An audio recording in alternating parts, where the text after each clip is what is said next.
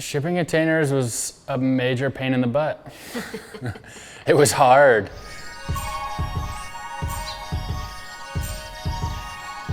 Shipping containers came into the mix because Regan enjoys building with things that aren't typical.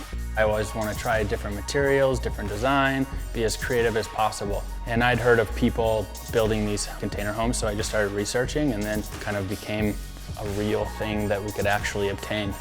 The design that we created, they're not stacked perfectly on top of each other, they're cantilevered out, which makes everything more difficult. It's not just like plywood siding that you cut a hole out to get your vents. It's like steel, like everything is difficult, everything takes longer, but it's so much more creative, and so it kind of gives you some energy and some inspiration. Like as we're lifting the containers up and putting them in place, I feel like I had way more of a high after that day than I would have if like the framing had just been finished.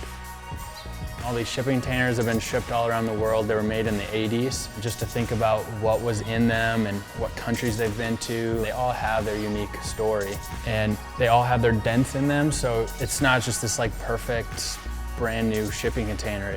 I tried to bring as many of those materials into our house, materials that have a story behind them. I love this house, and I love raising my kid here. She has a ton of space to run around. She can ride her bike inside if she wants. She is inside and outside all day long because we have this door open.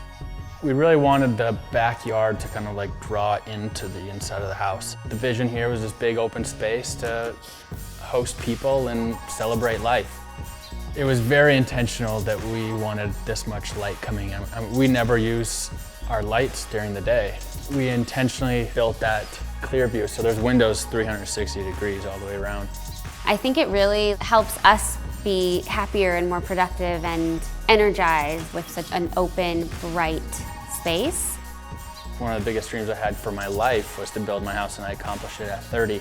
And through that, it like kind of boosted my creativity and inspired me to like, if I can do this, what else can I do? At the time when we built this house, I was a firefighter. And since then I've quit. Being a firefighter was one of the best jobs I've ever had, and I loved it, but I have other things I want to accomplish. And I feel like this house made me quit my job.